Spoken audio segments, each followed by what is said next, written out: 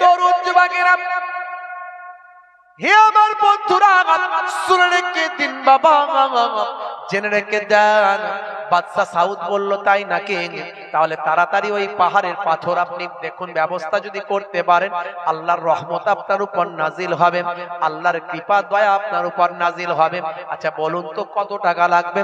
এই নিন, আমি একটা ব্ল্যাঙ্ক চেক আমার দেশের পক্ষ থেকে আপনাকে দিয়ে দিলাম। ওই পাথর আনার জন্য যত টাকা প্রয়োজন আপনি ওই ব্ল্যাঙ্ক চেকেতে বসিয়ে দেবেন, আর তাকে আপনি দিয়ে আপনি পাথরটা সঞ্চয় করুন। হে তরুণ যুবকেরা, বাদশা সাউদের কাছ থেকে অনুমতি নিয়ে, বাদশার কাছ থেকে অনুমতি নিয়ে ডক্টর কামাল ইব্রাহিম সেই সময় ব্ল্যাঙ্ক চেক নিয়ে চলে গেলেন কোথাও, জায়গাটার নাম হলো গ্রিস। এই গ্রিসের জমিনে গিয়ে তিনি সেখানকার দায়িত্বপ্রাপ্ত ব্যক্তির সঙ্গে দেখা করলেন। দেখা করে বললেন, হে বাবা, এখানকার বাবা গভর্নর, এখানকার নেতা, এখানকার লিডার, আমরা আরব থেকে এসেছি, আরব বাদশার পক্ষ থেকে এসেছি। হে তরুণ যুবকেরা, হে আমার বন্ধুরা, শুনে রেখে দিন বাবা, জেনে রেখে দেন। সেই সময় তিনি দাবি করলেন, ওই পাহাড়টা ছোট পাহাড়, কিন্তু ওই পাহাড়ের একটা অংশের পাথর আমার প্রয়োজন, যা টাকা পয়সা লাগবে সবটাই দেব। আমার কাবা ঘর আপনারা জানেন, এই কাবা ঘরের চত্বরে হাজী সাহেবরা হজ করেন, তাদের পাটা পুড়ে যায়, তাদের পাটা ফোসা পড়ে যায়, তাদের বড্ড তোয়াফ করতে কষ্ট হয়, আর তোয়াফ না করলে হজ হয় না, তাই তাদের জন্য বড় কষ্ট হয়। তাই এমন পাথর আমি সন্ধান পেয়েছি, এই পাথরটা কেবল গ্রিসের এই পাহাড়ই একমাত্র আছে, পৃথিবীর আর কোনো পাহাড়ে আছে কিনা এখনো সন্ধান পাওয়া যায় না। ওই পাথরটা যদি আপনি একটা অংশ দেন, ওই একটা অংশ এনে আমি আল্লাহ কাবা ঘরের চত্বরে বিছিয়ে দেব। আমি আরবের সরকারের পক্ষ থেকে এসেছি, এই নেন ব্ল্যাঙ্ক চেক, খালি চেকটা আপনাদের দিয়ে দিলাম, যত অ্যামাউন্ট বসানোর বসিয়ে নেন, যত অ্যামাউন্ট লেখার লিখে নেন, তার পরিবর্তে পাথরের একটা অংশের পাথর আমাকে দিয়ে দেন। হে তরুণ যুবকেরা, হে আমার বন্ধুরা, হে আমার মুরব্বিয়ানেরা, শুনে রেখে দিন বাবা, ডক্টর কামাল ইব্রাহিম মিশরের মানুষ, সেই সময়কার একজন বিখ্যাত ভাই আমার টেকনিশিয়ান, বিখ্যাত একজন ব্যক্তিত্ব। তিনি কি করলেন, কোন রকমের রাজি করিয়ে ওই পাহাড় থেকে পাথর কাটালেন। পাথর কাটিয়ে একটা অংশ তিনি ভাই আমার মক্কা শরীফে আনালেন। মক্কা শরীফে আনিয়ে ভাই আমার বড় বড় হাই লেভেলের মিস্ত্রি দিয়ে তিনি সেখানে পাথরগুলো বসিয়েছিলেন।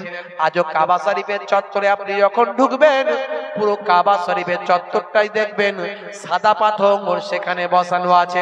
আর এই সাদা পাথরের প্রচন্ড রোদের সময়, প্রচন্ড তাপেও আপনি বাইরে জুতো পা ছাড়া হাঁটতে পারেন না, বাইরে আপনি খালি পায়ে হাঁটার ক্ষমতা না হয়, কিন্তু কাবা শরীফের চত্বরে যখন আপনি পা দেবেন, পা আপনার গরম হবে না।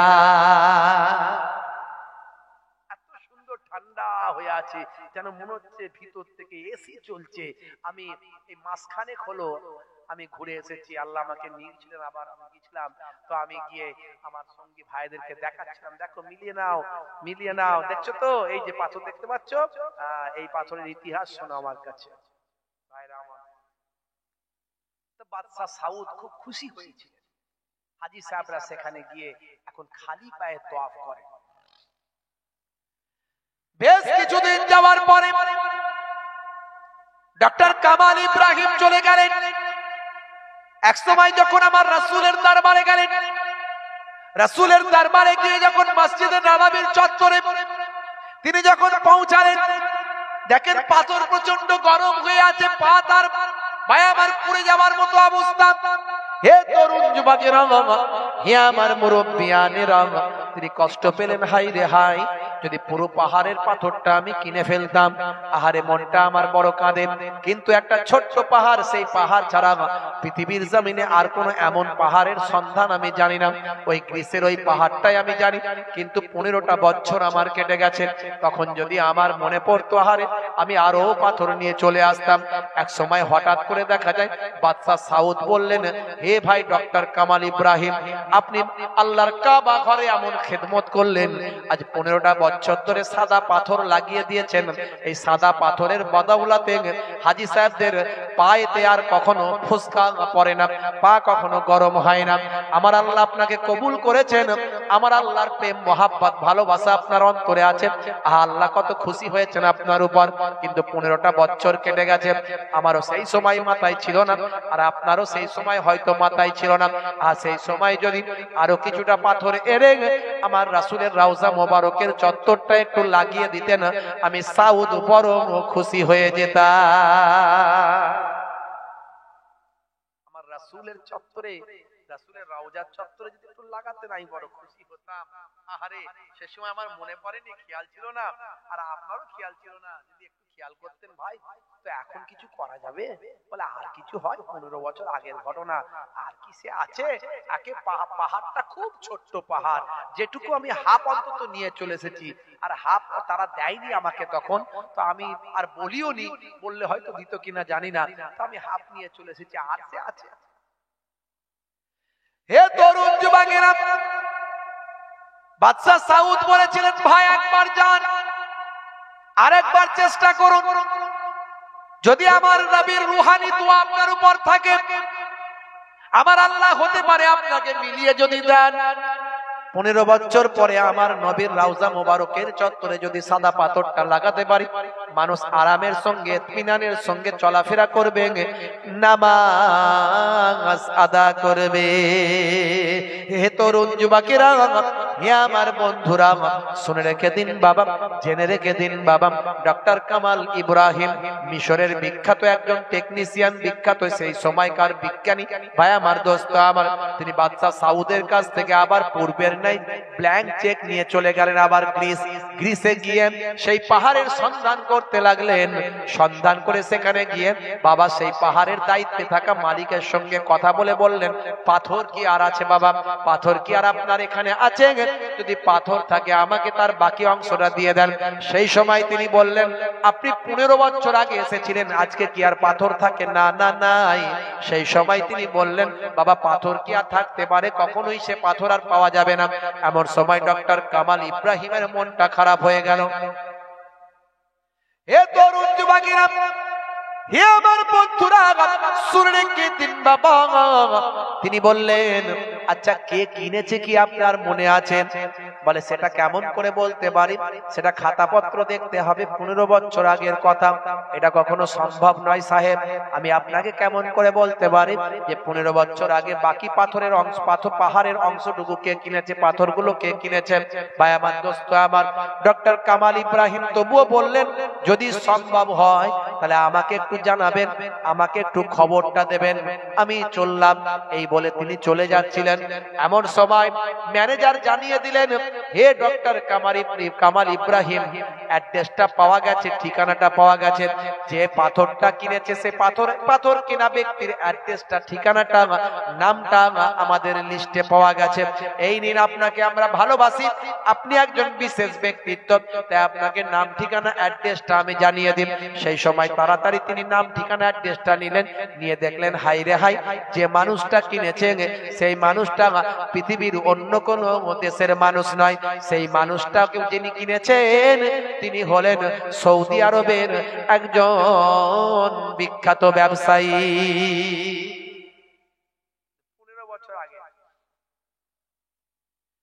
হে তরুণ যুবকেরা, ডক্টর কামাল ইব্রাহিম তাড়াতাড়ি ফ্লাইট যোগে চলে এলেন সৌদি আরবে।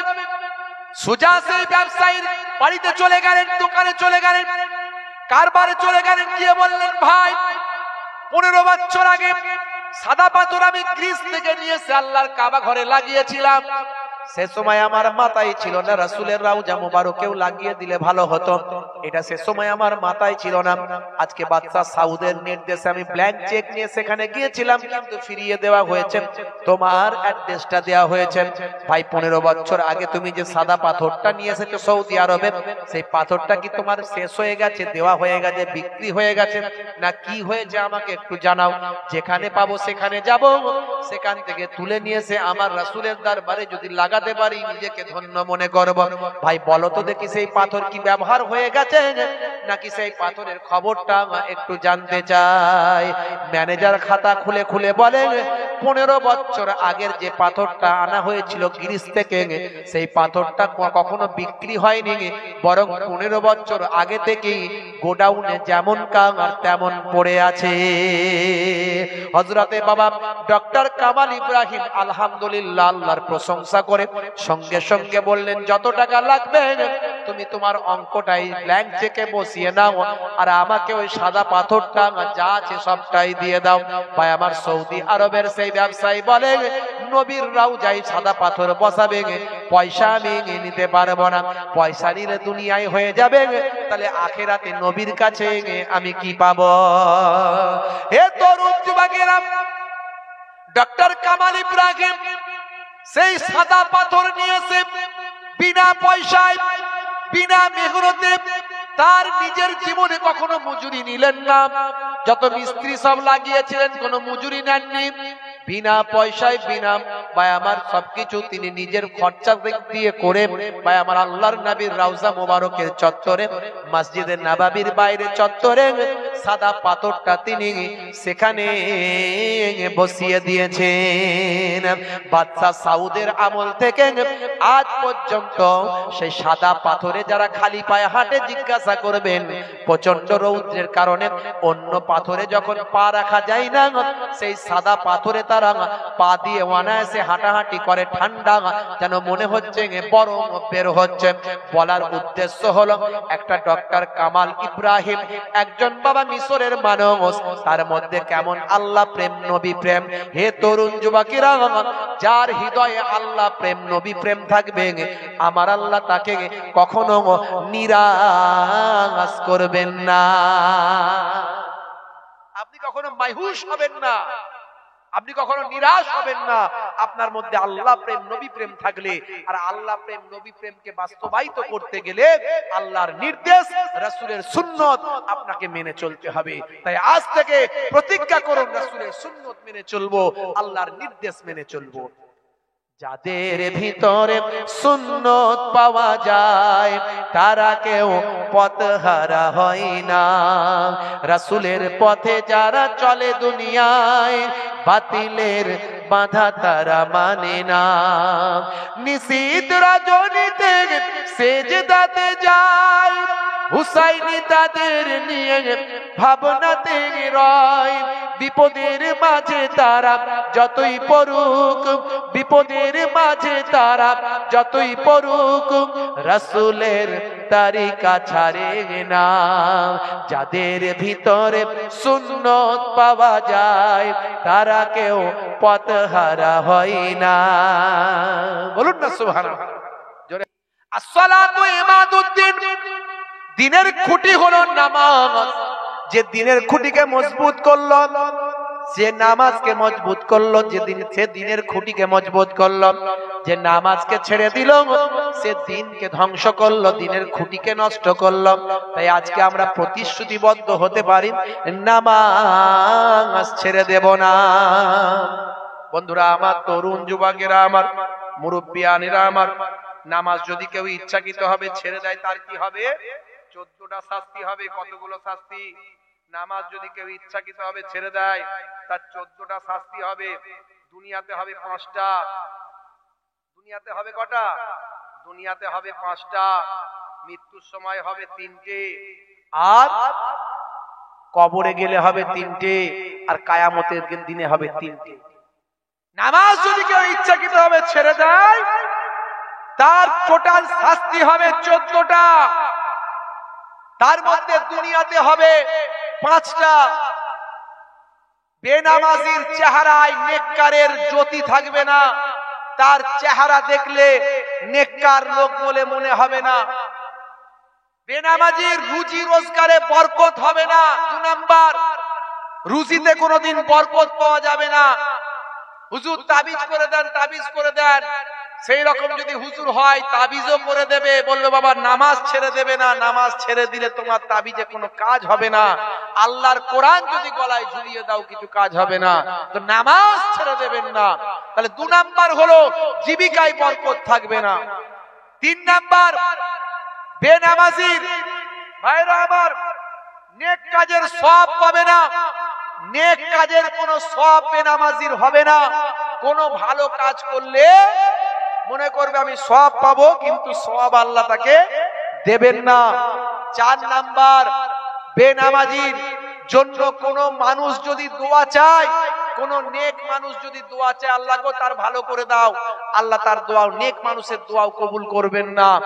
আর 5 নাম্বার বেনামাজি যদি নিজের জন্য দোয়া করে আল্লাহ আমার এই দোয়াটা কবুল করে নাও, আল্লাহ আমার এটা করে দাও, আল্লাহ কারবারটা ভালো করে দাও, এই করে দাও সেই করে দাও, আল্লাহ কবুল করবেন না।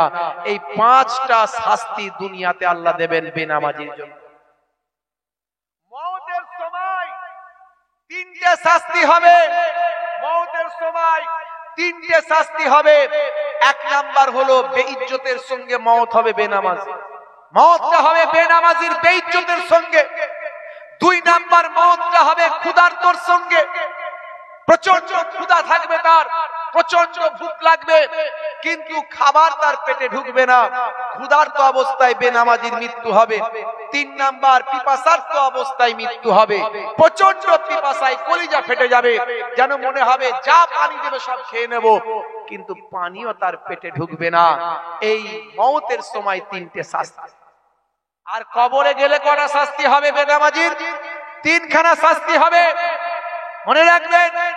1 নাম্বার শাস্তি হলো কবরে দেওয়ার পরে দুদিকের মাটি এমন সংকীর্ণ হয়ে যাবে, চেপে আসবে, হাদিসের ভাষায় বলা হয়েছে একদিকের পাঁজর অন্য দিকের পাঁজরের সঙ্গে ঢুকে যাবে, এইভাবে তাকে পিষাই করা হবে, আবার গোটা করা হবে, আবার পিষাই করা হবে, এইভাবে কবরের ভিতর তার আযাব চলতে থাকবে। 2 নাম্বার কবরটা আগুনের টুকরায় পরিণত করা হবে, বেনামাজির কবরটাকে আগুনের টুকরায় পরিণত করা হবে। আর 3 নাম্বার বেনামাজির কবরে একটা মারাত্মক ভয়ঙ্কর বিষধর সর্পকে নিযুক্ত করা হবে, তার নাম হলো সুজা আকরা।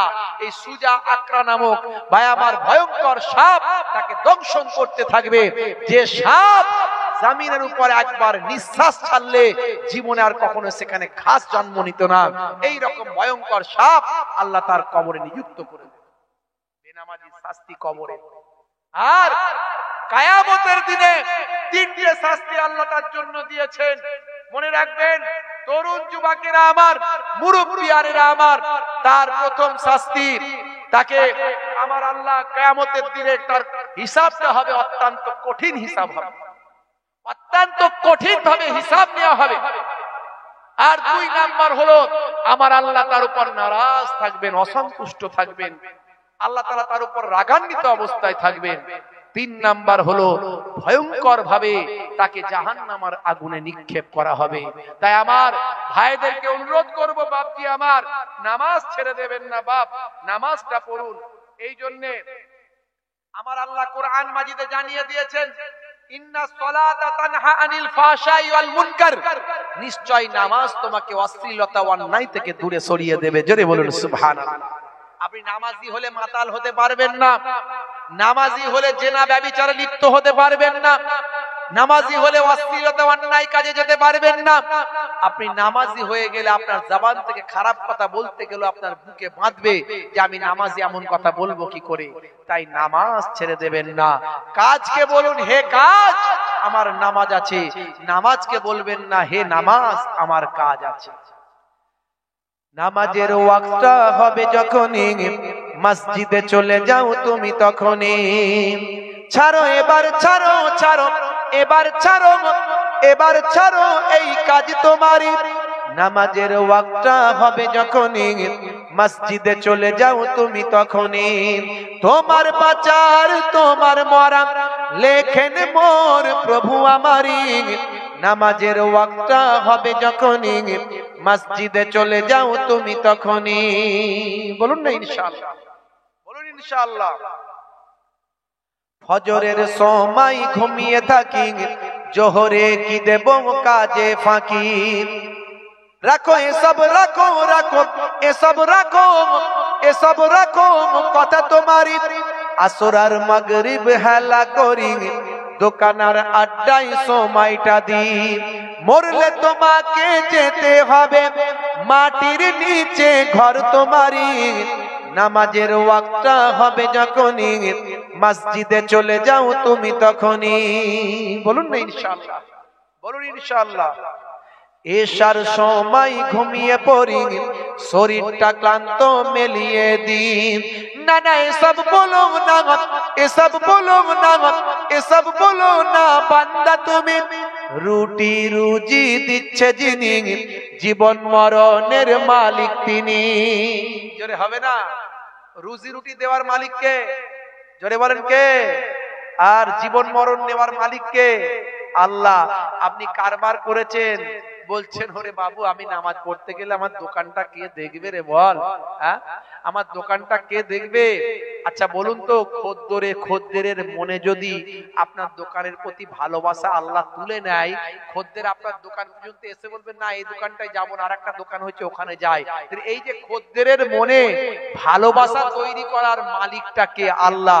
আপনি কারবার করেছেন, কারবার যদি না চলে এই চালানোর মালিক হলেন আল্লাহ। মানুষের হৃদয়ে ভালোবাসা দেনেওয়ালা আল্লাহ। আপনার দোকানে মানুষকে আননেওয়ালা লানেওয়ালা আল্লাহ।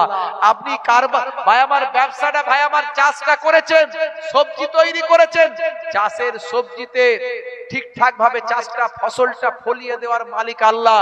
যদি ফসল না ফলে, যদি পোকা লেগে যায়, অনাবৃষ্টি অতিবৃষ্টি হয়, তাহলে আপনার মেহনত কোনো কাজে লাগবে না। তাই ফসল ফলাবেন বটে, কিন্তু স্মরণ করবেন আল্লাহকে। দোকান করবেন বটে, স্মরণ করবেন আল্লাহকে। যা কিছু করবেন সব কিছুর মধ্যে দিয়ে আল্লাহকে স্মরণ করবেন। আমার আল্লাহ বলছেন যে হে দুনিয়ার মানুষ, তোমরা আমার জিকির করো, জিকরান কাসীরা, তোমরা অধিক পরিমাণে আল্লাহকে স্মরণ করো। আল্লাহকে স্মরণ যদি করতে পারো, আমার রাসূলে পাক জানিয়ে দিচ্ছেন ফাইজা খালাউতা ফাহাররিক লিসানিকা মাসতাতাআত বিযিকরিল্লাহ। তুমি যখন একাকী থাকবে তোমার লিসানটা আল্লাহর জিকিরে লাগিয়ে রাখবে। রাসূল বলছেন খায়রাদ দুনিয়া ওয়াল আখিরা। আমি রাসূলুল্লাহ বলছি আল্লাহ তোমার দুনিয়াতেও ভালো করবেন, আখিরাতেও ভালো করে দেবে। বাপজি আমার, তরুণ যুবকেরা আমার, জীবন মরণের মালিক হলেন আমার আল্লাহ। সে আল্লাহ বলছেন বান্দা তোরা আমার হুকুম মান। আমার হুকুমের মধ্যে সবচেয়ে বড় হুকুম হলো নামাজ। হে তরুণ যুবকেরা, ডিটেইলস আমি বেশি বেশি করে বলতে পারবো না। নামাজের কথা একটু বললাম, রোজার কথা আমি আর বলছি না। রোজা, হজ, যাকাত, কালেমা আমার আল্লাহর আদেশ আর নিষেধ। তা'মুরুনা বিল মারুফ ওয়া তানহাউনা আনিল মুনকার, ভালো কাজের আদেশ, খারাপ কাজের নিষেধ। ফামাইয়া আমাল মিসকালা যাররাতিন খায়রান ইয়ারা ওয়া মাইয়া আমাল মিসকালা যাররাতিন শাররান ইয়ারা। ভাই আমার জাররা জাররা পরিমাণ যদি ভালো করেন, তার বিচার, তার পুরস্কার আমার আল্লাহ দেবেন। আর জাররা জাররা পরিমাণ যদি মন্দ কাজ, খারাপ কাজ করেন, তারও বিচার, তারও পুরস্কার আমার আল্লাহ দেবেন। তারও পানিশমেন্ট, তারও সাজা আমার আল্লাহ দেবেন। এটা আপনাকে মাথায় নিয়ে চলতে হবে। তাহলে আল্লাহর প্রতি বিশ্বাস, আল্লাহর প্রতি ঈমানটা ঠিক থাকবে। যেমন মুখে আল্লাহর প্রতি বিশ্বাস রাখবেন, অন্তরে রাখবেন, আর কার্যে পরিণত করবেন আল্লাহর নির্দেশনাগুলোকে মান্য করার মধ্যে দিয়ে। হে তরুণ যুবকেরা, হে আমার বন্ধুরা, এবার নবীর নির্দেশ, নবীর সুন্নত, নবীর ভালোবাসা, নবীর মহাব্বত, নবীর নির্দেশগুলোকে মানবেন, নবীকে মহাব্বত করবেন, রাসূলকে, দয়ার নবীকে ভালোবাসবেন। হে তরুণ যুবকেরা, দয়ার নবীকে কিরকম ভালোবেসেছেন বন্ধুরা আমার, সাহাবায়ে কেরামেরা কেমন ভালোবেসেছেন। হে তরুণ যুবকেরা, নবীর সুন্নতকে কেমন সাহাবারা ভালোবেসেছেন, নবীর সুন্নতকে কেমন করে আল্লাহর ওলি বান্দারা ভালোবেসেছেন।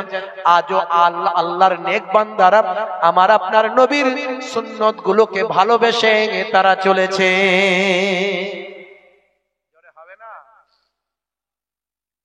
বন্ধুরা আমার, তরুণ যুবকেরা আমার, বিশ্বনবী আমার বলছেন যে আমার সুন্নতকে ভালোবাসলো সে আমি নবীকে ভালোবাসলো, যে আমি নবীকে ভালোবাসলে আমার সঙ্গে জান্নাতি হলো। ফামান রাগিবা আন সুন্নতি ফালাইসা মিন্নি, যে আমার সুন্নতকে ইনকার করলো, যে আমার সুন্নতকে ঠুকরে দিল, যে আমার সুন্নতকে অস্বীকার করলো, সে আমার দলভুক্ত নয়।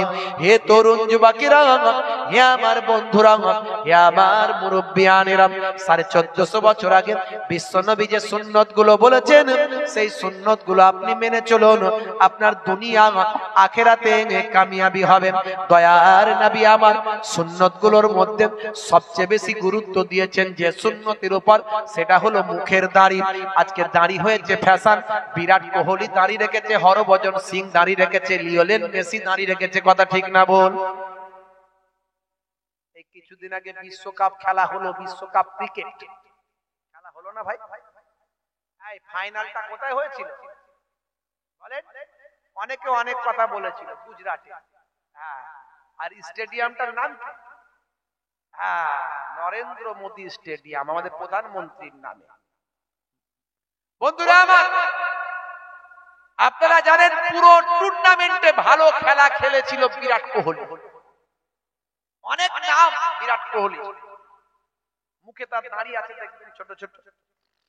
এখন আবার বিরাট কোহলির মতো অনেকে দাড়ি রাখছে। বিরাট কোহলির সুন্নত, ওটা নবীর সুন্নত নয়, বিরাট কোহলির সুন্নত।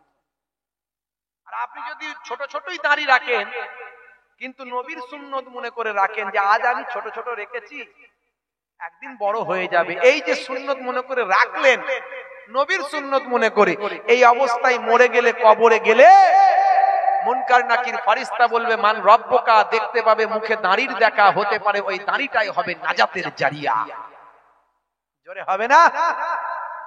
দাড়ি রাখতে লজ্জা পায় মুসলমানের ছেলে। বিরাট কোহলির মুখে দাড়ি আছে দেখে, হরভজন সিং, লিওনেল মেসি থেকে শুরু করে, হাসিম আমলা থেকে শুরু করে অনেক বড় বড় খেলোয়াড় প্লেয়ারদের মুখে দাড়ি আছে।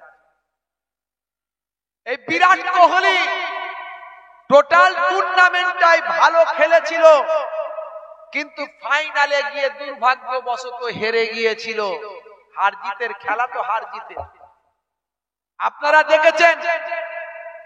বন্ধুরা আমার, তরুণ যুবকেরা আমার, এই খেলায় হার জিত নিয়ে অনেকে অনেক কথা বলেছে। কে মাঠের দোষ দিচ্ছে, কে জায়গার দোষ দিচ্ছে, কে অমুকের দোষ দিচ্ছে, কে তমুকের কথা বলছে, কে কোন খেলোয়াড়ের কথা বলছে। ভাই, খেলায় হার জিত থাকবে। আমার দেশের প্লেয়াররা আমাদের গর্ব, আমার দেশের প্লেয়াররা আমার দেশের সম্মান। যে কোনো ভাবে আমার দেশের সম্মান বিশ্বের যদি সম্মানিত হয় আমার দেশ, এটা আমি গর্ববোধ করি।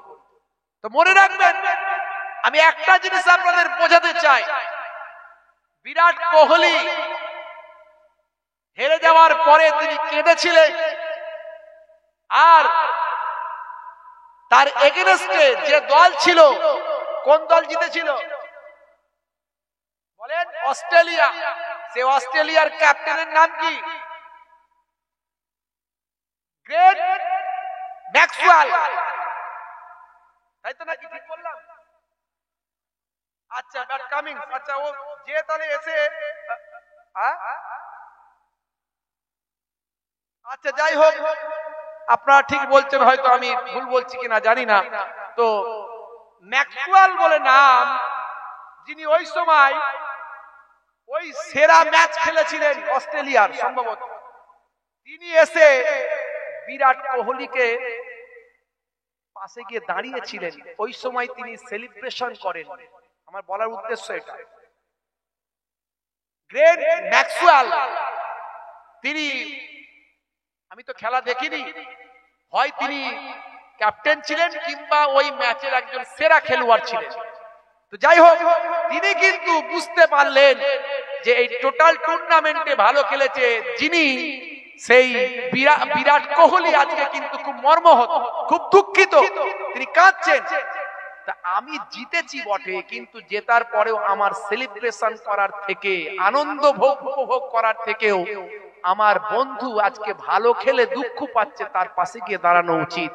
তাই 10 নাম্বার জার্সিটা নিয়ে গিয়ে বিরাট কোহলিকে বলেছিল সই করে দিতে। এই যে সৌজন্যবোধ, আমার বলার উদ্দেশ্য এই পয়েন্টটা, এই যে সৌজন্যবোধ দেখিয়েছিল, এটা তারা দেখিয়েছে, তারা দুজন খেলোয়াড় একে অপরকে দেখিয়েছে। আজকে আমরা এই নবীর নির্দেশ, আমার নবী সৌজন্যবোধ দেখাতে বলেছেন। আমার নবী, বিশ্ব নবী সোনার জামানে 1450 বছর আগে বলেছেন, হাক্কুল মুসলিমি আলাল মুসলিমি খামস, মুসলমান মুসলমানের উপর হক হলো 5টা, অন্য হাদিসে বলা হয়েছে 6টা। রাদ্দুস সালাম, সালামের জবাব দাও। কেউ তোমাকে সালাম দিলে তুমি অবজ্ঞা করবে না, সৌজন্যবোধ দেখাবে। তোমার শত্রু হলেও তুমি তার সালামের জবাব দেবে, না হলে সালামের জবাব না দিলে কঠিন গুনাহগার হবে। কারণ সালামের জবাব দেওয়াটা ওয়াজিব, তাই সালামের জবাব দাও। ওয়াইয়াদাতিল মারিজ, বিমারি মানুষ, অসুস্থ মানুষ হলে তাকে তুমি দেখতে যাও। দেখুন সৌজন্যবোধ, আমার নবী সৌজন্যবোধ শিখিয়েছেন। অসুস্থ মানুষ হলে তাকে তুমি দেখতে যাও, তার সেবা শুশ্রূষা করো। তুমি যাতায়াতের পথে, যাওয়া আসার পথে তোমার জন্য আল্লাহর মালাইকা ফেরেশতারা গুনাহ মাফির জন্য দোয়া চাইবে। বুঝতে পারছো? অসুস্থ মানুষকে দেখতে যাওয়া এই সৌজন্যবোধ আমার নবী শিখিয়েছেন। ওয়াইত্তিবাইল জানাইজ, জানাজার নামাজটা কিসের নামাজ বলেন? ফরজ, সুন্নত, নফল নাকি এটা কি ওয়াজিব, কি নামাজ বলেন? ফরজে কিফায়া। এই ফরজে কিফায়া আর ফরজে আইন এর মধ্যে পার্থক্য আছে। ফরজে কিফায়া হলো কিছু জন যদি পড়ে নেয় সবাইয়ের পক্ষ থেকে হয়ে গেল, আর ফরজে আইন প্রত্যেককে পালন করতে হবে। তাহলে ফরজে কিফায়া জানাজার নামাজ, কিছু মানুষ যদি নামাজ পড়তে যায় সারা গ্রামবাসীর হক পালন হয়ে যাবে। কিন্তু আমরা কি করি? কিছু মানুষ যায় না, সবাই যায়, সবাই যায়। অন্য জায়গায় কিতাবে বলা হয়েছে যে নামাজ, জানাজার নামাজে অংশ নিল, আল্লাহ তার নামাজ আমলে উহুদ পাহাড় পরিমাণ সওয়াব লিখে দেবেন। জোরে হবে না ভাইরা আমার? ওয়াজ জীবনে অনেক শুনেছেন, শুনবেন। আমি যে কথাগুলো বলছি একটু মাথায় রাখবেন। আমার নবী বলেছেন, বাবা বেশি ওয়াজ শুনতে হবে না, তাদারিসুল ইলম, ইলমের দার্স নাও। ফিল লাইলে, রাতের বেলা সাআতান, 1 ঘন্টা। 1 ঘন্টা যদি তুমি সঠিক সত্য ঠিকঠাক যদি তালিম নাও, খায়রাত দুনিয়া ওয়াল আখিরা, আমার আল্লাহ তোমার ভাই আমার খায়রুম মিন আহিয়াইহা, সারা জীবন নফল ইবাদতের থেকে ভালো। জোরে বলুন সুবহানাল্লাহ। বন্ধুরা আমার, তাহলে জানাজার নামাজে আপনি অংশ নিলেন, এটা হলো সৌজন্য দেখানো। আমরা ফরজে কিফায়ার নামাজে সবাই যাই, কারণ আমরা উহুদ পাহাড় পরিমাণ সওয়াব নিজেদের নামাজ আমলে পেতে চাই, এবং সৌজন্যবোধ দেখাই যে জানাজার নামাজটায় হাজির সবাই হতে হবে। এই যে সৌজন্যবোধ আমার নবী শিখিয়েছেন, এরকম অসংখ্য আমি বলতে পারি, বেশি কথাই যাব না। হে তরুণ যুবকেরা, 1450 বছর আগে বিশ্বনবী আপনাকে আমাকে যা শিখিয়েছেন, সবের মধ্যে বিজ্ঞান আর বাস্তবতা আছে, সবের মধ্যে আন্তরিকতা আছে, মহাব্বত আছে, প্রেম আছে, ভালোবাসা আছে। হে তরুণ যুবকেরা, হে আমার মুরব্বিয়ানেরা, শুনে রেখে দিন বাবা, জেনে রেখে দিন বাবা, 1450 বছর আগে বিশ্বনবী আমার বললেন, ইউহিব্বুল হালওয়া ওয়াল আসাল, ভাই আমার মিষ্টি খাওয়া এবং মধুপান করা আমার নবী পছন্দ করতেন। নবী আমার ভালোবাসতেন মিষ্টি খাওয়া, নবী আমার মধু খাওয়া পছন্দ করতেন, ভালোবাসতেন। আমি কত কথা বলবো, বেশি কথা বলবো না। যেগুলো নবী আমার করেছেন বা করতে বলেছেন, সবের মধ্যে বিজ্ঞান আর বাস্তবতা আছে। হে তরুণ যুবকেরা, 1450 বছর আগে গবেষকরা গবেষণা করছেন, গবেষণা করে তারা বলছেন, ভাই আমার কার্ডিও ভাস্কুলার নামে আমাদের শরীরে একটা কার্ডিও রোগ হয়, মারাত্মক হার্টের একটা সমস্যা হয়। যদি নিয়মিত যদি খাওয়া দাওয়ার পরে ভাই আমার এক পাতে যদি একটু মিষ্টি রাখা হয়, একটু যদি মিষ্টি খাওয়া দাওয়ার পরে খাওয়া হয়, তাহলে আমাদের হজম শক্তি ভালো হবে এবং মারাত্মক কার্ডিও ভাস্কুলার এরকম ভয়ঙ্কর রোগ থেকে শরীর আমাদের রক্ষা পেতে পারে। এটা বলছে বিজ্ঞানী, এটা বলছে স্বাস্থ্য বিশেষজ্ঞরা। আর মধু হলো সর্দির জন্য থেকে শুরু করে এমন অনেক রোগের মহা ঔষধ হলো মধু। এ তরুণ যুবকেরা, 1450 বছর আগে বিশ্বনবী যা বললেন, আজকের যুগে বিজ্ঞান আর বাস্তবতায় প্রমাণিত হয়। মিষ্টি খেলে অ্যাসিডের ক্ষরণের পরিমাণ কমে যায়, হজম শক্তি বেড়ে যায়, শরীর স্বাস্থ্য আমাদের সুন্দর থাকে, আমাদের খিদেটা ঠিকঠাক কমপ্লিট হয়। হে তরুণ যুবকেরা, এই রকম ভাবে আল্লাহর নবী 1450 বছর আগে যা বলেছেন, নবী আমার বলেছেন, হে সাহাবী তোমার হার্টের সমস্যা, হাদিসের মধ্যে এসেছে নবী আমার জানিয়েছেন তোমার হার্টের সমস্যা হয়েছে, তুমি আজওয়া খেজুর খাও। আজওয়া খেজুর হার্টের সমস্যার জন্য উপকার। জোরে বলুন সুবহানাল্লাহ। আজওয়া খেজুরের ইতিহাস আমি বলেছি, সালমান ফারসি হুজুরের বাগানে প্রথম আজওয়া খেজুর শুরু হয়। আমার নবী পোড়া বীজ দিয়ে শুরু করলেন। ইহুদি হযরত সালমান ফারসি হুজুরকে ছাড়বে না, সেজন্য বাহানা তৈরি করলো যে বীজগুলো পোড়া বীজ দিয়ে দিল, বলে এইগুলো গাছ হতে হবে, গাছ হলে ফল হবে তবে আমি ছাড়বো। আমার নবী ওই পোড়া বীজগুলো আল্লাহর নাম নিয়ে বসাতে শুরু করলেন। তৎক্ষণাৎ আমার আল্লাহর কুদরতি ক্ষমতায় পেছন দিকে শেষে যখন তাকিয়ে দেখলেন চারা ফুটে গেছে। ওই পোড়া বীজ থেকে আল্লাহ গাছ বানালেন, পরে ফল দিলেন। ফলগুলো সব কালো কালো ফল হলো এবং সবচেয়ে সেরা খেজুর হলো, সেই খেজুরটা হলো আজওয়া খেজুর। মদিনা শরীফে ভাই আমার সেখান থেকে চাষ শুরু হলো। জোরে বলুন সুবহানাল্লাহ। এই আজওয়া খেজুর এটা হলো হার্টের উপকার। বিশ্বনবী আমার বলেছেন, হাদিস পাকের মধ্যে এসেছে, যে ব্যক্তি সকালবেলা 7 খানা আজওয়া খেজুর খাবে, সারাদিন তার শরীরে কোনো জাদু ক্রিয়া করবে না। জাদু তো দূরের কথা, এমনকি কোন শারীরিক বিষক্রিয়াও শরীরে করবে না, শরীরে কোনো বিষক্রিয়া ইফেক্ট করবে না, শরীর থেকে বিষক্রিয়াও নষ্ট হয়ে যাবে। হে তরুণ যুবকেরা, হে আমার মুরব্বিয়ানেরা, শুনে রেখে দিন বাবা, জেনে রেখে দিন বাবা, বিজ্ঞানীরা এতদিন পর্যন্ত নবী যা বলেছেন সব তারা গবেষণা করে দেখেছেন। দাঁড়ির মধ্যে সায়েন্স আছে, ডান দিকে কাত হয়ে ঘুমানোর মধ্যে বিজ্ঞান আছে, পায়ের গিরার উপরে পোশাক পরতে নবী বলেছেন মা আসফালা মিনাল কাবাইনি মিনাল ইজারে ফিন্নার। এই পায়ের গিরার উপরে পুরুষদের পোশাক পরার মধ্যে সায়েন্স আছে, ডান দিকে কাত হয়ে ঘুমানোর মধ্যে সায়েন্স আছে, চেটে পুচে খাওয়ার মধ্যে সায়েন্স আছে, বসে পেচ্ছাপ করার মধ্যে বিজ্ঞান আছে, বসে পানি পান করার মধ্যেও সায়েন্স আছে। নবী যা শিখিয়েছেন, যা কিছু সুন্নত সবের মধ্যে বিজ্ঞান আর বাস্তবতা আছে বাবা।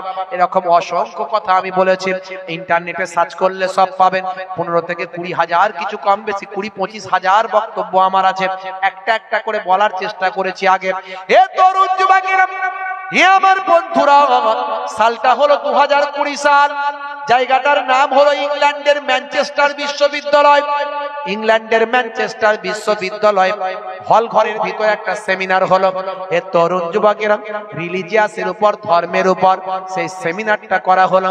সেখানে বিভিন্ন ধর্মের ধর্মীয় ব্যক্তিত্বরা উপস্থিত হলো। তারা ধর্ম নিয়ে আলোচনা শুরু করে দিল, ধর্মীয় কথোপকথন, ধর্মীয় ডিবেট, ধর্মীয় লেকচার, বক্তৃতা তারা শুরু করলো। সেখানে ইসলামিক একজন স্কলার ছিল, খ্যাতনামা একজন স্কলার, নাম হলো আসরার রাশিদি। আপনারা জানেন ইন্টারন্যাশনাল একজন স্কলার। হে তরুণ যুবকেরা, তিনি ধর্মীয় ইসলামিক রিলিজিয়াসের উপর লেকচার দেন। সেই গোল টেবিলে ছিলেন তিনিও। সেই সময় একজন নাসারাদের পণ্ডিত বলল, হে আসরার রাশিদি ভাই, আপনার নবী যা বলেছেন সবের মধ্যে বিজ্ঞান বাস্তবতা আছে, আমি মেনে নিচ্ছি, অনেক কিছু প্রমাণিত হয়েছে। আমি এর আগে অনেকগুলো উদাহরণ দিয়েছি কোরআন থেকেও। আজকে আমি বেশি কিছু বলবো না, আমি এর আগে বলার চেষ্টা করেছি। ইন্নামা হাররামা আলাইকুমুল মাইতাতা ওয়াদ-দামা ওয়া লাহমাল খিনজির। আমার আল্লাহ খিনজিরের গোশত খাওয়া হারাম করেছেন। খিনজির যদি আপনি খান, খিনজির মানে হলো শূকর, পিগ, পিগ ইংরেজিতে বলে পিগ। এই শূকর যদি আপনি খান, শূকরের গোশত যদি আপনি খান, কি আপনার ক্ষতি হতে পারে? আমি বলছি না, গুগল সার্চ করবেন, পাবেন। 1450 বছর আগে আল্লাহর কোরআন পিগ খাওয়া, শূকর খাওয়া হারাম করেছেন। হে তরুণ যুবকেরা, 1450 বছর আগে ভাই আমার 2 সমুদ্রের কথা আল্লাহর কোরআনে বলেছেন। যে 2 সমুদ্রের কথা 1942 সালে আবিষ্কার হয়েছে, জ্যাকবি কোস্টার মাধ্যমে, কোস্টা থিওরি পেশ করার মাধ্যমে আবিষ্কার হয়েছে। হে তরুণ যুবকেরা, একথা আমি আগেই বলেছি, দুটো সমুদ্রের পানি একসঙ্গে মিশেছে কিন্তু তাদের কালারটা আলাদা থেকেছে, কালার ফেড হয়নি। যে যার নিজের বা আমার কালার ঠিক রেখেছে তারা একসঙ্গে মিলিত হয়েছে। ইন্টারনেটে আপনারা ভাইরাল ভিডিও দেখেছেন। এ তরুণ যুবকেরা, 1450 বছর আগে আল্লাহর কোরআন বলেছে মারাজাল বাহারাইনি ইয়ালতাকিয়ান বাইনাহুমা বারযাখুল লা ইয়াবগিয়ান, বহমান দুই সমুদ্র তারা মিলিত হয়েছে কিন্তু তাদের দুজনের মাঝখানে আমি আল্লাহ একটা কুদরতি পার্থক্য করে দিয়েছি যাতে করে তারা মিলেমিশে একাকার হতে পারে না। 1450 বছর আগে আল্লাহর কোরআন যা বলেছেন, বিশ্ব নবীর হাদিস যা বলেছেন, আজকের যুগে বিজ্ঞান আর বাস্তবতায় প্রমাণিত হয়েছে। ম্যানচেস্টার বিশ্ববিদ্যালয়ের বিখ্যাত একজন নাসারাদের পণ্ডিত সেই সময় ইসলামিক স্কলার আসরার রাশিদিকে বলেছিল, হে মিস্টার আসরার রাশিদি, আপনি বলুন তো দেখি, আপনার নবীর সব কথা মেনে নিলাম কিন্তু আপনার নবী বলেছেন 7 খানা সকালে যদি আজুয়া খাজুর খাওয়া হয় তার সারাদিন শরীরে কোনো বিষক্রিয়া থাকতে পারে না। এটা কেমন কথা? বিষ খেয়ে নিয়ে যদি আজুয়া খাওয়া হয় বিষক্রিয়া নাকি নষ্ট হবে, এটা কেমন কথা? হে তরুণ যুবকেরা, তারিখটা হলো 20 মার্চ 2020 সাল। প্রথম ইন্টারনেটে ভাইরাল হয়েছিল। হে জওয়ান যুবকেরা, হে আমার বন্ধুরা, আসরার রাশিদি সেই সময় তিনি বললেন, ঠিক আছে আপনার কথাটা আমি এখনই বাস্তবায়িত করে দেখানোর চেষ্টা করি, কারণ আমি আজুয়া খাজুর খেতে পছন্দ করি, রাত দিন আমার কাছে আজুয়া খাজুর রাখি, এখানে যদি একটু লিকুইড কোনো বিষ থাকে আমাকে দেওয়া হোক। সঙ্গে সঙ্গে তিনি সেখান থেকে একটু বা আমার ইঁদুর মারা লিকুইড বিষ সেখান থেকে পেলেন, বা আমার কেমিক্যাল ইঁদুর মারা বিষ সেখান থেকে পেলেন। সেই ইঁদুর মারা বিষটা তিনি মুখে ঢক ঢক করে খেয়ে নিলেন, নিয়ে 7 খানা বা আমার আজুয়া খাজুর তার সঙ্গেই থাকতো, তিনি খেলেন। খাওয়ার পরে মানুষদেরকে দেখিয়ে দিলেন, দেখো দেখো আমার শরীরে দেখো কোনো ইফেক্ট কিছু করছে কিনা, আমি এখানে কয়েক ঘন্টা পর্যন্ত থাকবো, আমার কোনো ক্ষতি, এই ইঁদুর মারা এই মারাত্মক কেমিক্যাল মারাত্মক বিষ আমার শরীরে কোনো ক্ষতি ইনশাআল্লাহ করবে না, কারণ আমার নবী যা বলেন নিজের ইচ্ছায় বলেন না, মায়ান্তিকু আনিল হাওয়া ইন হুয়া ইল্লা ওয়াহিয়ুন ইউহা, আমার নবী নিজের ইচ্ছায় কোনো কথা বলেন না যতক্ষণ না আমার আল্লাহ ওহী দিয়ে না জানিয়ে দেয়।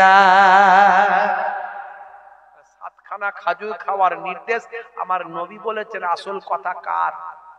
জোরে বলেন কার? আল্লাহ।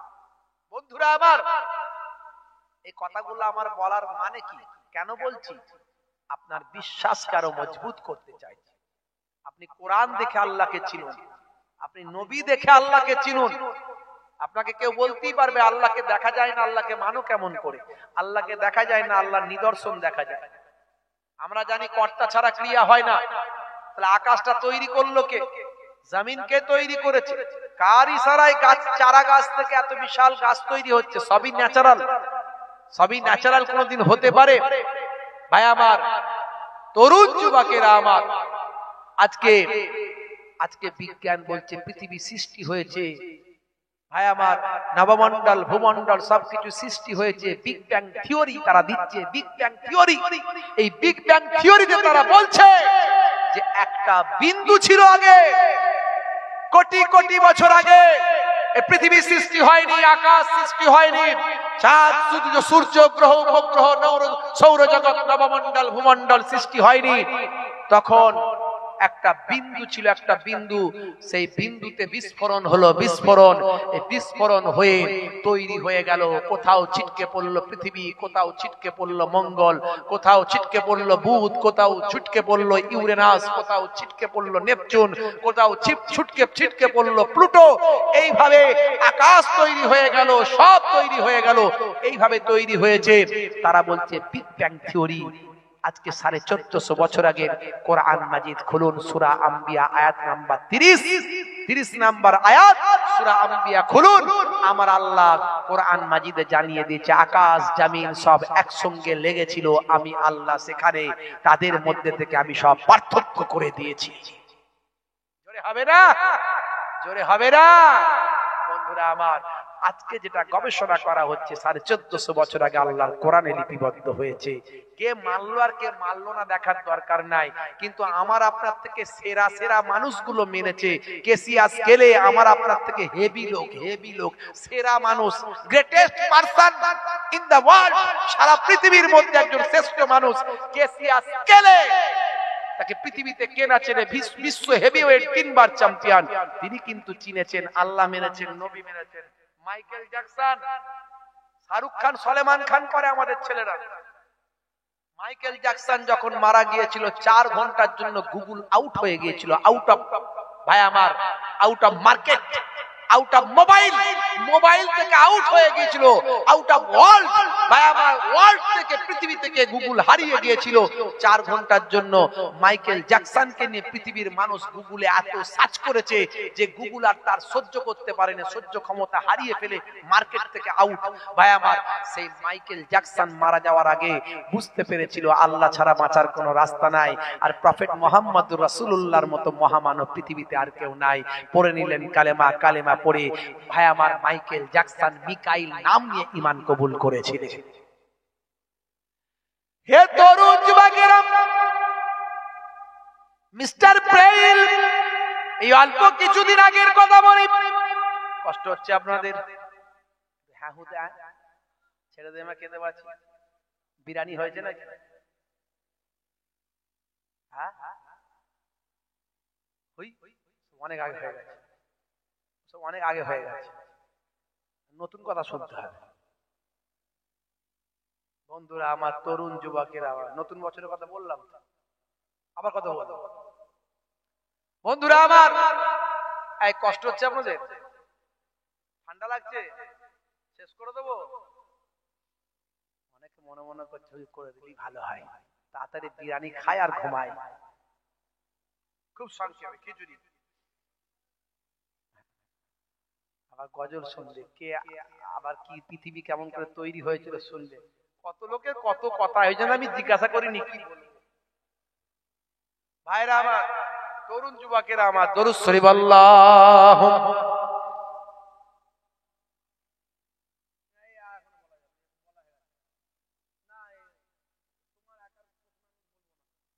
এসব বলা হয়ে গেছে, সব বলেছি তো, কিভাবে সৃষ্টি হয়েছে কত বলেছি। ইন্টারনেটে সার্চ করো, আবার পুরানো কথা বলবো কেন? শুনতে ভালো লাগে, সবাইকে ভালো লাগে, শুনে ফেলেছে। দরুদ শরীফ আল্লাহুম্মা সাল্লি আলা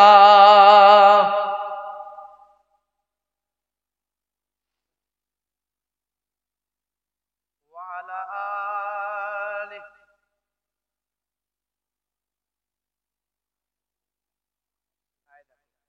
এই তো কালেকশন করে গেল, আবার আমাকে কালেকশনের লোক দেবে, আর লোক বলে হুজুর কভার করে দেবো, বলবে তো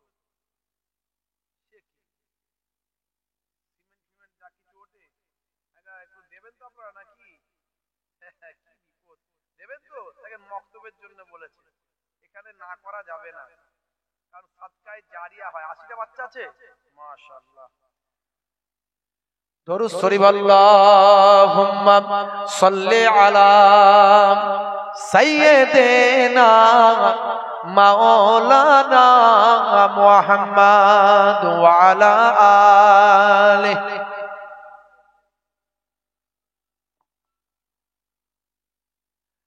मैं ही तो फिलिस्तीन हूँ, तुम मुझको बचा लो ना, जालिम जुल्म करे रखते ते बये बन्ना, मस्जिदे अक्सा तो শুধু তো আমার নাম, কিবলা তো মুসলমানের, তবে একলা কেন আমরা? জালিম ইসরাইল বোমা ঘরে ফেলে, ফুলের মতো শিশু পিতার কোলে মরে, মোদের মা বেটিকে 75 বছর ধরে ইজ্জত তাদের লুটে, জালিম যখন চাইবে উঠনা भी तुम्हें होगा, जगना भी तुम्हें होगा, रुकना भी तुम्हें होगा, लड़ना भी तुम्हें होगा। 1948 সালটার আগেতে ইসরায়েল নামে কোন দেশ ছিল না মানচিত্রে। 1948 সালের আগে ওয়ার্ল্ড পৃথিবীর মানচিত্র আপনারা যদি খুলে দেখেন, ইসরায়েল নামে কোন দেশই ছিল না। ফিলিস্তিনের সহায়তায়, ফিলিস্তিনি মানুষদের সহযোগিতায় তারা থাকতে শুরু করেছিল। থাকতে থাকতে নিজেদের দেশ হিসাবে ফিলিস্তিনদের কাছ থেকে কেড়ে নিয়েছিল। কেড়ে নিয়ে তারা নিজেদের দেশ তৈরি করেছে, আর করে নিয়ে আজকে পুরো ফিলিস্তিনটা নিতে চায়, আর নিরীহ মানুষদের হত্যা করছে। আজকে যখন এরা প্রতিরোধ করছে, তখন কিছু মানুষের চোখে লাগছে যে ওরা কেন প্রতিরোধ করছে, এতদিন মার খাচ্ছিল, মার খেলেই তো ভালো হতো। কতটা নির্মম মানুষ! কেন ভাই? বন্ধুরা আমার, 1948 সালটার আগেতে ইসরায়েল নামে কোন দেশ ছিল না মানচিত্রে। জার্মানি নাৎসিদের কাছে ইহুদিরা মার খেয়ে আসে সরল ফিলিস্তিনে। मस्जिदे अक्सा को कब्जा भी वही ने क्या, फिलिस्तीनी को कब्जा भी वही ने क्या। उठना भी तुम्हें होगा, जगना भी तुम्हें होगा, लड़ना भी तुम्हें होगा, रुकना भी तुम्हें होगा। बोलুন ইনশাআল্লাহ। আমাদের লড়াই, আমাদের প্রতিরোধ আমাদেরকে করতে হবে, অন্য কেউ করবে না। আর অন্য কারোর উপর আশা করলে তাহলে কিন্তু বিপদে পড়তে হবে। ভাইরা আমার, তরুণ যুবকেরা আমার, আমার বলার উদ্দেশ্য, আমার নবী যা শিখিয়েছেন সবের মধ্যে বিজ্ঞান, বাস্তবতা এবং সবের মধ্যে আমাদের উপকার আছে। জোরে বলুন আলহামদুলিল্লাহ। হে তরুণ যুবকেরা, তাহলে আল্লাহর উপর বিশ্বাস বলেছি, নবীর প্রতি ভালোবাসার কথা বলেছি। আপনাকে আমাকে 5 ওয়াক্ত নামাজটা পড়তে হবে এবং রাসূলের সুন্নতগুলোকে মেনে চলতে হবে। হে তরুণ যুবকেরা, হে আমার মুরব্বিয়ানেরা, শুনে রেখে দিন বাবা, জেনে রেখে দিন বাবা, রাসূলকে ভালোবাসতে হবে, আল্লাহকে ভালোবাসতে হবে। আপনার আমার হৃদয় আল্লাহ এবং রাসূলের ভালোবাসাকে স্থান দিতে হবে। লা ইলাহা ইল্লাল্লাহ মুহাম্মাদুর রাসূলুল্লাহ, লা ইলাহা ইল্লাল্লাহ মুহাম্মাদুর রাসূলুল্লাহ সাল্লাল্লাহু আলাইহি ওয়াসাল্লাম। আল্লাহর নামের সঙ্গে আমার আল্লাহ, আপনার আমার নবীর নামটা জুড়ে দেন। আজানে আমার নবীর নাম আল্লাহর সঙ্গে, কোরআন মাজিদে আমার আল্লাহর সঙ্গে নবীর নাম, নামাজে আমার আল্লাহর সঙ্গে নবীর নাম, জান্নাতের দরজায় আমার আল্লাহর সঙ্গে আপনার আমার বিশ্ব নবীর নাম। সেই নবীকে আপনাকে আমাকে ভালোবাসতে হবে, যেমন আল্লাহকে ভালোবাসবেন, পাশাপাশি রাসূলকে ভালোবাসবেন।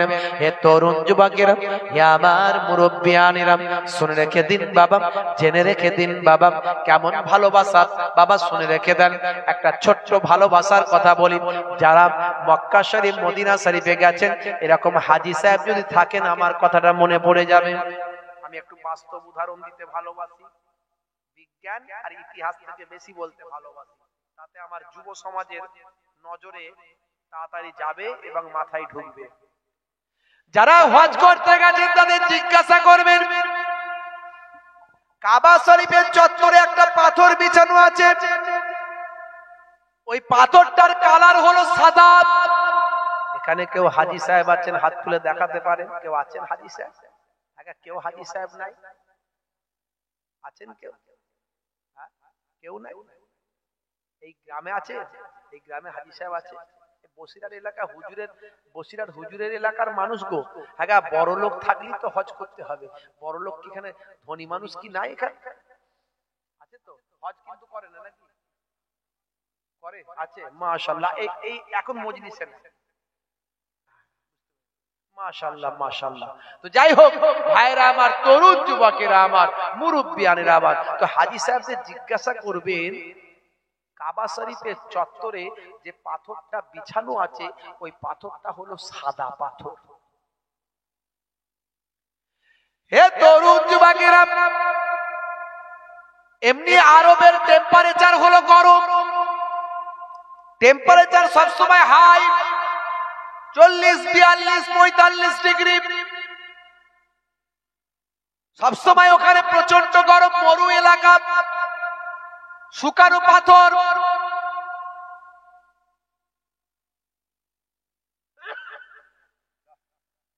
শুকানো পাথর তো মরু এলাকা, সবসময় প্রচন্ড তাপ, প্রচন্ড গরম। আর হজ করতে গেলে হজের ভাই আমার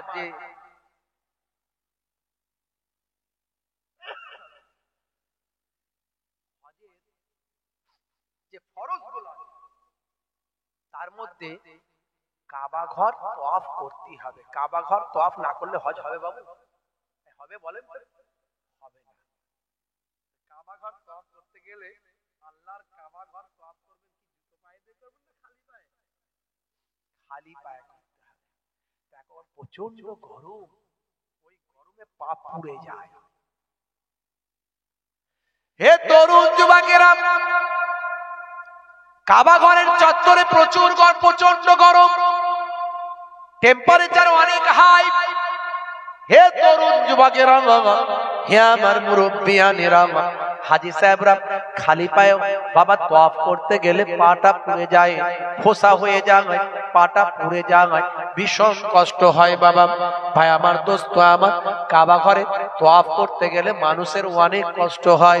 সেই সময় ভাই আমার একজন বিখ্যাত, ভাই আমার বিজ্ঞানী, বিখ্যাত একজন টেকনোলজি বাবা, ভাই আমার টেকনিশিয়ান বলা যেতে পারে বাবা, বিখ্যাত একজন বিশেষ ব্যক্তিত্ব ভাই আমার, দোস্ত আমার, তার বাড়ি হলো মিশরে। সেই মিশর থেকে একজন বিখ্যাত বাবা ভাই আমার, দোস্ত আমার, আধুনিক বিজ্ঞানী বলা যেতে পারে, এই রকম পর্যায়ের একজন বিখ্যাত ব্যক্তি, তার নাম হলো ডক্টর কামাল ইব্রাহিম। ভাই আমার ডক্টর কামাল ইব্রাহিম বাবা। হে তরুণ যুবকেরা, হে আমার মুরব্বিয়ানেরা, তিনি এলেন আল্লাহর বাইতুল্লাহ তওয়াফ করতে। আল্লাহর বাইতুল্লাহ তওয়াফ করতে এলেন মিশর থেকে একজন বিশিষ্ট ব্যক্তি বাবা। আমার তরুণ যুবকেরা আমার, মুরব্বিয়ানেরা আমার, তিনি ডক্টর কামাল ইব্রাহিম, তিনি এসে উপস্থিত হলেন। হয়ে দেখছেন যে কাবা শরীফের চত্বরে প্রচন্ড পা রাখতে পারে না হাজী সাহেবরা, এত কষ্ট। আমার আল্লাহর ঘর, কাবা ঘর তওয়াফ করছে, অথচ মানুষ পা রাখতে পারছে না, এত কষ্ট পাচ্ছে হাজী সাহেব। বন্ধুরা আমার, তরুণ যুবকেরা আমার, সেই সময় আরবের বাদশা ছিলেন বাদশা সাউদ। বাদশা সাউদ সেই সময় বাদশা, আসল আরবের নাম হলো জাসিরাতুল আরব। বাদশা সাউদের সময় থেকে তার নামটা পরিবর্তন করে হলো সৌদি আরব। সাউদের নাম অনুসারে সৌদি করা হয়েছে, ভালো করে জানো। হে তরুণ যুবকেরা, তার পূর্বে আরবের নাম ছিল জাজিরাতুল আরব। এই জাজিরাতুল আরবের অর্থ কি? জাজিরাতুল আরব ডিকশনারি খুলে দেখুন, পাহাড়ে ঘেরা আরব, পাহাড়ে ঘেরা আরবকে জাজিরাতুল আরব বলা হয়। হে তরুণ যুবকেরা, হে আমার মুরব্বিয়ানেরা, সেই সময় কামাল, ডক্টর কামাল ইব্রাহিম, তিনি একজন বিশিষ্ট, সেই সময়কার বিখ্যাত একজন টেকনিশিয়ান, বিখ্যাত একজন সায়েন্টিস্ট বলা যেতে পারে, একজন বিজ্ঞানী বলা যেতে পারে। হে তরুণ যুবকেরা, হে আমার বন্ধুরা, তিনি বাদশা সাউদের সঙ্গে মুলাকাত করলেন, বাদশা সাউদকে ইনফরমেশন দিলেন, হে আমার প্রিয় বাদশা সাউদ, শুনে রেখে দেন, আমি এমন একটা পাহাড়ের নাম সন্ধান করে জানতে পেরেছি, আমার গবেষণার মধ্যে দিয়ে এমন একটা পাহাড়ের নাম সন্ধান করে জানতে পেরেছি যেটা কেউ জানে না, যেটা মানুষ এখনো জানতে পারে না, যে পাহাড়ের পাথর কখনো গরম হয় না। হবে না, কখনো গরম হয় না। খুব সংক্ষেপে শেষ করে দেবো, লম্বা চওড়া নয়। আপনারা ভাবে হুজুর কি ওয়াজ শেষ করবেন না কি দেবো?